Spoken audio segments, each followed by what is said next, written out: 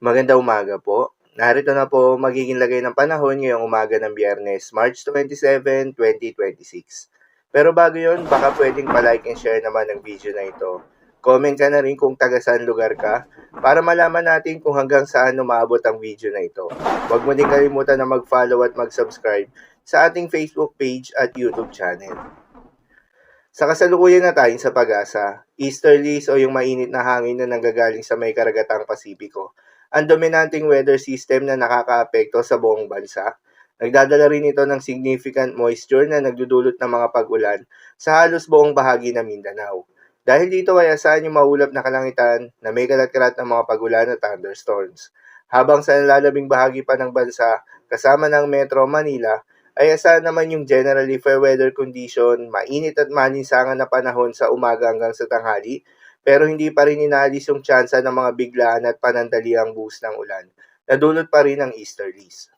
Magandang balita naman dahil ayon sa pag-asa ay wala pa rin tayong binabantayan na low pressure area o bagyo sa loob o malapit sa Philippine Area of Responsibility na maring makaapekto sa ating bansa hanggang sa susunod na 5 araw. Kaya naman posibleng storm-free tayo hanggang sa pagtatapos ng buwan na ito.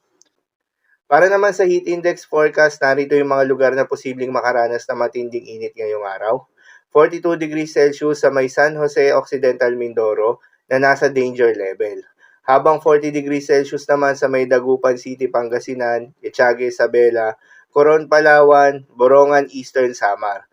At sa Metro Manila ay asahan naman yung 37 to 38 degrees Celsius.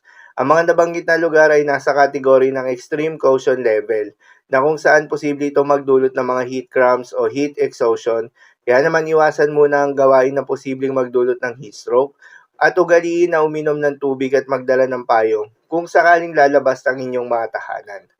Para naman sa magiging lagay ng panahon ngayong araw ng Biyernes, dahil nga sa epekto nitong easterlies, asahan sa buong bahagi ng Mindanao ang maulap na kalangitan na may kalat-kalat ng mga pagulan at thunderstorms. Posible ang mga pagbaha o pag-uho ng lupa due to moderate to at times heavy rains.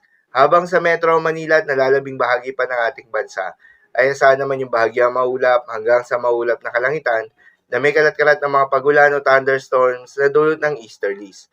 Posible rin na mapagbaha o pagguho ng lupa during severe thunderstorms. Madalas, nabobo ang mga thunderstorms na ito tuwing hapon o gabi na nagtatagal ng 1 hanggang 2 oras. Kaya naman ingat sa mga posibleng banta ng pagbaha at pagguho ng lupa, lalong-lalo na sa mga lugar na inuulan na noong mga nakaraang araw pa.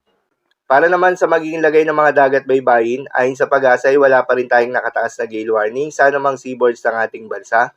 Kaya naman malayang makakapamalahod yung mga kababayan nating mangingisda.